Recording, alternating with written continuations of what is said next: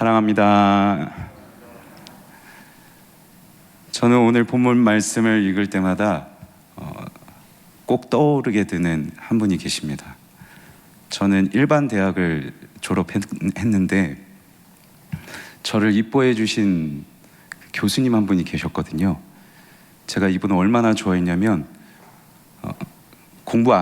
제가 공부를 안 하니까 자네 군대 가게 해가지고 이 교수님 말 듣고 군대를 다녀왔을 정도로 이 교수님을 매우 좋아했습니다. 교수님께서도 저를 많이 이뻐해 주셨는데 미래를 제시해 주시기도 하시고 가감없이 막 채찍질 하시기도 하시고, 제가 졸업할 때 이 교수님도 같이 은퇴를 하셨던 백발의 교수님이셨습니다.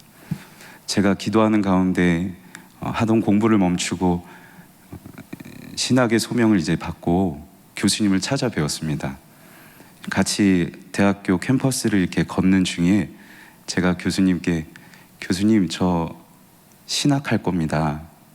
목사가 되겠습니다. 라고 이제 말씀을 드리자 교수님께서 뭐라고 말씀하셨을까요? 저는 사실 욕먹을 각오를 하고 갔는데 그 수많은 학생들이 거닐고 있던 그 캠퍼스 한가운데서 손을 막 부들부들 막 떠시더니 막 흐느끼시면서 저를 꽉 잡고 종문아 네가 가장 위대한 일을 간다. 너가 나보다 더 훌륭한 길을 가는구나. 하지만 그 길이 가장 어려운 길일 텐데 절대로 뒤로 물러서지 마라. 어떤 어려움이 와도 후회하지 말고 포기하지 말고 그 길 그대로 가라. 꽤 오래전에 있었던 일인데 교수님께서 말씀하셨던 이 두 가지의 표현, 물러나지 마라 그리고 후회하지 마라, 이 말씀이 가끔씩 지금도 제 귀에 들립니다. 때로는 저를 다독이기도 하시고 또 이 말을 딱 들을 때마다 이게 채찍질로 다가와서 저 자신을 딱 다잡게 되는 경험도 하곤 합니다. 오늘 우리가 읽은 히브리서 말씀은 히브리서의 저자가 유대인들 가운데 기독교로 개종한, 유대교를 이제는 믿지 않고 예수님을 믿는 이 기독교 유대인들을 향해서 쓴 편지가 히브리서입니다. 그런데 이들은 예수님을 믿는다는 이유로 여러 모양의 핍박을 받게 됩니다. 그래서 이 핍박을 견디지 못하다가 다시 유대교로 회귀하려고 하는 사람들이 있었고 그 사람들을 향하여서 간절한 마음으로 쓰는 것이 이 히브리서의 편지인 것이죠. 히브리서의 이 전체적인 흐름을 보면 이렇게 말씀드릴 수 있습니다. 1장에서부터 이 히브리서의 저자는 예수님의 우월성에 대해서 막 강조하기 시작해요. 유대인들이 믿고 있는, 위대하다고 믿고 있는 선지자들 또는 모세, 여호수아, 제사장, 이런 대상들과 예수님을 막 구체적으로 차근차근 비교해가면서 예수님께서 행하신 일들이 어떤 일들인지를 막 가르쳐줘요. 봐봐, 예수님이 너희가 위대하다고 믿고 있는 그 대상들보다 예수님이 하신 일이 더 위대하지 않니? 예수님이 더 우월하셔. 그러니 예수님을 믿는 그 믿음을 포기하지 마라. 돌아가지 마라. 그 믿음을 계속 지켜가자. 너희의 믿음이 결코 헛되지 않는다라고 말씀하고 있습니다. 그리고 오늘 우리가 읽은 본문의 바로 앞부분에는 차근차근 설명하다 못해 강한 어조로 경고를 합니다. 다시 돌아가는 것은 너희를 거룩하게 하신 그리스도의 피를 부정하게 만드는 것이다. 그리스도의 피를 다시 더럽히는 것이고 너희에게 주신 그 성령을 모독하는 것이다. 이렇게 행하는 자에게는 심판만이 기다리고 있다라고 하며 강하게 막 경고를 합니다. 그리고 오늘 함께 읽으신 32절 그 시작에 번역되지 않은 한 단어가 있는데 그러나, 경고하던 것을 잠시 멈추고 이제는 조금 더 따뜻하게 권면하기 시작해요. 권면하기 시작하는 것이 오늘의 말씀인데, 이렇게 전체적인 흐름을 살펴보니까 저자가 이 유대인들을 향해서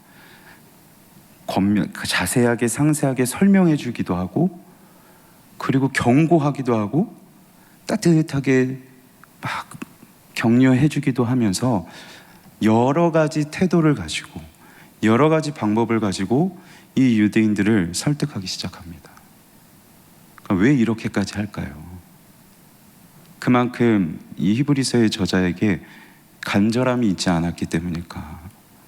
어떻게든 저 다시 돌아가려 하는 유대인들을 다시 붙잡아야 하겠기, 저들의 신앙을 포기해서는 안 되겠기에 어떻게든 저들을 붙잡아야겠다는 그 간절함 때문에 경고도 해보고 다독이기도 해보고 차근차근 설명하면서 이들에게 말씀하고 있는 것이죠. 중요한 것은 이 저자의 간절함이 오늘 동일한 말씀을 읽고 있는 또 다른 독자인 저와 여러분에게도 향하고 있다는 사실입니다. 앞서 말씀드린 것처럼 오래전에 교수님이 저에게 하셨던 그 두 마디가 지금도 저를 다 잡아주고 있다면, 더 오래전에 기록된 말씀이지만 살아있고 운동력 있는 이 하나님의 영원하신 이 말씀, 영원하신 이 말씀이 저와 여러분에게도 향하고 있는데, 그렇기 때문에 저와 여러분은 오늘 이 말씀 앞에서 나에게 향하신 하나님의 간절한 마음이 무엇일까를 살피며 오늘 이 말씀 앞에서 우리 스스로를 한번 돌이켜보고 나 자신을 다독여보고 정비하는 은혜가 있으면 좋겠습니다. 1세기 중반까지만 해도 사람들은 이 기독교인 유대인들과 유대교를 믿는 유대인들을 구분짓지 않았습니다. 그냥 다 유대교 사람들로 인식을 했습니다. 하지만 이들의 삶이 조금씩 달라지는 것을 보게 되니까 1세기 후반부터는 구분하기 시작해요. 기독교 유대인들이 막 늘어나기 시작하고, 이제는 유대교에서 기독교가 분리되는 움직임이 드러납니다. 그러자 이 유대교의 유대인들이 막 기독교인들을 박해하기 시작하는 것이죠. 그 박해의 모습은 매우 다양했습니다. 경제적으로 압박하기도 하고요, 때로는 물리적인 핍박을 가하기도 하고요, 기록에 의하면 어떤 전염병이나 흉년이 올 때, 자연재해가 발생할 때마다 익명으로 나라에 저 그리스도인들을 사자굴로 던져야 된다고 하는 그 익명의 요청글들이 엄청나게 많았다고 합니다. 같은 유대인들이 기록했던 것이죠. 이처럼 핍박을 받고 있는 이 그리스도인들을 향해서, 신앙을 지키는데 어려움을 겪고 있는 그리스도인들을 향해서 히브리서의 저자가 이 편지를 쓰는데 이렇게 말합니다. 전날에 너희가 빛을 받은 후에 고난의 큰 싸움을 견뎌낸 것을 생각하라. 예수 그리스도를 믿음으로 영접한 후에 그 믿음을 지키기 위해서 고난의 큰 싸움을 견뎌냈던 것들을 생각하라는 거죠. 너희가 어떻게 그 믿음을 지켜왔는지, 과거의 너희의 그 싸움, 고난의 경험들을 한번 기억해봐라 라고 말씀하는데, 이들이 어떻게 이 고난을 지금까지 견디왔을까요? 말씀을 통해 한번 확인하시죠. 혹은 비방과 환난으로서 사람에게 구경거리가 되고, 예수 그리스도를 믿는 이유로 동족들에게 출교를 당하기도 하고 재산을 약탈당하기도 하면서 막 구경거리가 됩니다. 조롱과 비난의 대상이 됩니다. 그리고 같은 형편에 있는 사람들과 사귀어요. 헬라어로 코이노니아, 교제를 한다는 의미인데, 이 코이노니아는 단순히 교제, 어떤 친하게 지낸다는 의미 이상으로 동역한다는 의미가 있습니다. 동역한다. 같이 함께 이 비방을 견디며 조롱을 당하고 있지만 함께 이 견디어 가면서 그리스도께서 기뻐하시는 삶을 어떻게든 살아내려고 함께 견디어 간다는 것이죠. 이를 위해서 갇힌 자를 동정해요. 갇힌 자를 외면하는 것이 아니라 우리는 그리스도인으로서 살아가야 되겠기에, 저들은 우리를 조롱하고 박해하고 있지만 그럼에도 우리는 우리의 믿음을 지키며 살아가야 되겠기 때문에 갇힌 자를 위해서 함께 동정해요. 실질적으로 그들의 필요를 채워주면서 그리스도의 삶을, 그리스도인의 삶을 실천해 갑니다. 경제적인 압박이 있죠. 소유를 빼앗기는 것도, 이 빼앗긴다는 것은 공권력에 의해서 빼앗기는 것과 약탈을 당하는 모든 것을 포함합니다. 경제적으로 살아남는 것이 너무나도 힘든 시대를 살아갔어요. 그런데 기쁘게 당한 것은 더 낫고 영구한 소유가 있는 줄 알미라. 아멘. 앞에 기록되어 있는 소유는 복수로 기록되어 있습니다. 그런데 뒤에 있는 영구한 소유는 단수로 기록되어 있습니다. 이들은 동역자로서 함께 그리스도인의 삶을 살아가면서 함께 알고 있는 한 가지 지식이 있었습니다. 우리가 가지고 있는 여러 소유는, 그 복수의 소유는 얼마든지 빼앗길 수 있어요. 얼마든지 우리는 빼앗길 수 있어요. 하지만 결코 빼앗기지 않을 영구한 소유 단 한 가지, 그 단수의 소유가 무엇인지 이들은 함께 그 지식을 공유하고 있었던 것이죠. 그 영구한 소유, 결코 빼앗기지 않을 단 한 가지는 무엇이겠습니까? 천국 아니겠습니까? 결국 이들은 수많은 환난과 핍박과 조롱과 조속 가운데서도 천국을 향한 소망을 가지고 있어요.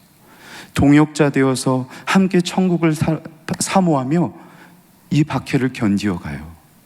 그리스도인으로서 구별된 삶을 살아가려고 함께 버팁니다. 이를 위해 서로 갇힌 자 된 사람들을 동정해주며 도와줘요. 경제적으로 빼앗기고 있지만, 박해를 받고 있지만 그래도 우리가 견디자 하면서 기쁨으로 이 모든 환난을 견디어 갑니다. 동역자, 이 교제, 천국을 함께 소망하며 이 세상의 환난을 함께 견디어가는, 전쟁과도 같은 삶을 함께 살아가는 이 코이노니아, 이 동역자의 모임을 우리는 무엇이라고 부릅니까? 교회라고 하죠. 교회. 히브리서의 저자는 이것을 기억하길 원했습니다. 이것을 생각하길 원했습니다. 그들이 교회라는 것을요. 핍박과 환난 가운데서도 함께 천국을 소망하며 함께 그리스도를 붙잡고 버티고 구별된 삶을 살아가야 되는 교회임을 기억하라. 그리고 지금의 환난도 견디어가라. 함께 견디어가라 라고 히브리서의 저자가 말씀하고 있는 것이죠. 성도 여러분, 교회는 우리의 단순한 모임이 아닙니다. 혹은 내 개인의 신앙생활을 영위하고자 하는 모임은 더더욱 아닐 것입니다. 함께 모여 천국을 소망하고 함께 모여 환난과 이 전쟁과 같은 삶을 견디어가는 것, 그것이 교회입니다. 우리 교회가 이런 교회가 되면 좋겠습니다. 한 가지 질문이 있습니다. 교회가 함께 모여서 서로 힘을 얻고 위로를 얻고 또 천국의 소망을 갖는다고 하는데, 그렇다면 교회가 힘을 얻을 수 있는 가장 기본적인 방법은 무엇일까? 교회가 함께 모여서 힘을 얻을 수 있는, 위로를 얻을 수 있는 그 출발은 무엇일까요? 말씀을 통해 한번 확인하실까요? 그러므로 너희 담대함을 버리지 말라. 이것이 큰 상을 얻게 하느니라. 담대함을 버리지 말래요. 그런데 버리지 말아야 할 이 담대함을 앞선 19절 말씀에서 이렇게 설명하고 있는데요. 그러므로 형제들아, 우리가 예수의 피를 힘입어 성소에 들어갈 담력을 얻었나니. 우리가 예수의 피를 힘입어 성소에 들어갈 담력을 얻었나니. 죄인된 우리가 감히 하나님께 가까이 갈 수 없는 우리를 위하여 자기의 육체를 찢으심으로 휘장을 찢어 성소에 들어갈, 죄인된 우리가 감히 하나님께 나아가 담대히 예배할 수 있는 그 담력, 하나님께 결코 가까이 갈 수 없는 우리가 하나님께 가까이 나가 하나님 앞에 예배할 수 있는 그 담대함을 버리지 마라.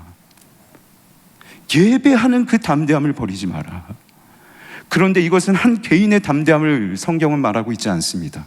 너희의 담대함, 우리가 성소에 들어갈 담력을 얻었나니, 우리의 담대함, 함께 예배하는 그 우리의 담대함을, 교회가 모여 하나님 앞에 예배하며 하나님께 나아갈 수 있는 그 담대함, 예배의 담력을 버리지 마라 라고 말씀하고 있는 것이죠. 그래서 여기에 교회가 모여 예배해야 하는 이유가 있습니다. 모여 예배하면서 우리를 위하여, 우리를 하나님께 예배하기 위하여 자기 생명도 아끼지 않은 그 예수님께서 이 힘든 시기를 살아가고 있는 우리를 향해 과연 무엇을 아끼실까? 아끼지 않으시겠지, 우리를 도우시겠지 하며 우리가 한 예배를 통해서 이걸 깨달아 가는 거예요.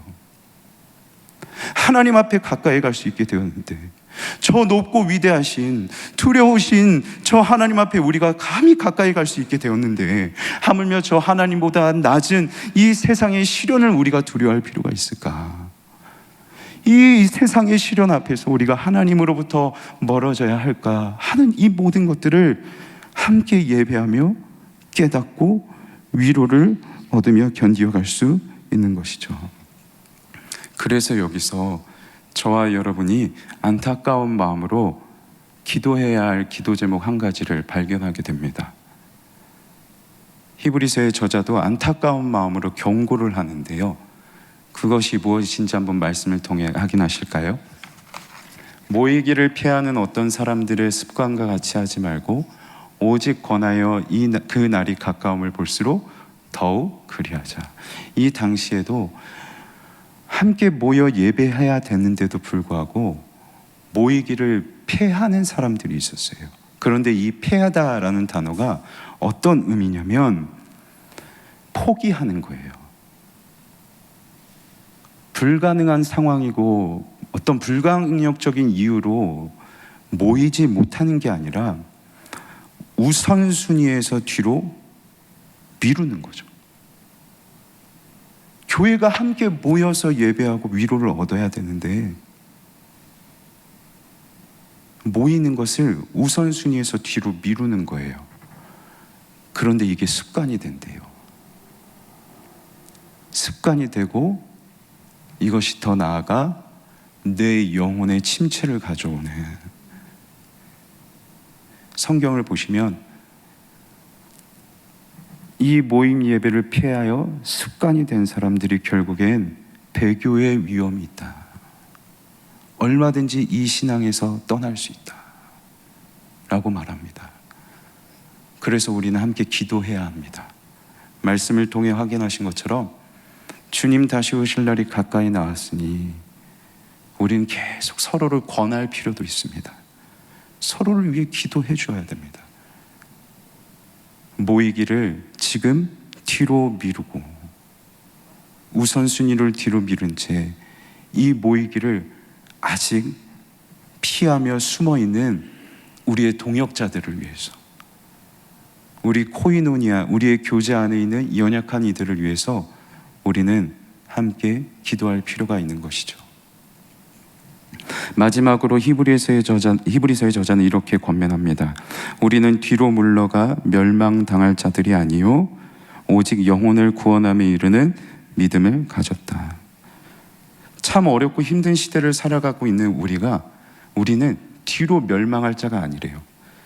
뒤로 물러가 멸망할 자가 아니라 오직 영혼의 구원에 이르는 믿음을 가졌다. 우리에게는 믿음이 있대요. 우리는 믿음을 가졌대요. 우리는 뒤로 물러가, 이 어려움 가운데 뒤로 물러가 멸망당할 자가 아니요 우리는 이 어려움 가운데서도 승리할 수 있는 믿음을 가졌다. 우리의 영혼의 구원, 이 어려움 가운데서도 우리의 영혼이 구원받을 믿음을 가졌다라고 이 저자가 우리를 권면하고 있는데, 사도 바울은 이와 관련해서 고린도후서에서 이렇게 말씀하고 있습니다. 항상 우리를 그리스도 안에서 이기게 하시고 우리로 말미암아 각 처에서 그리스도를 아는 냄새를 나타내시는 하나님께 감사하노라. 아멘. 우리가 그리스도를 아는 냄새를 나타낸대요. 각 처에서요. 각 처에서 우리가 그리스도를 아는 냄새를 나타내는데, 로마는 전쟁이 끊이지 않았습니다. 전쟁에 나가서 만약 승리하고 돌아올 때 그 개선 행렬에 가장 앞에 깃발이 달려있는 높은 장대를 세웁니다. 그 개선 행렬 가장 앞에 깃발이 달려있는 높은 장대를 세우고 그 위에 향을 태울 수 있는 장치를 설치해 둡니다.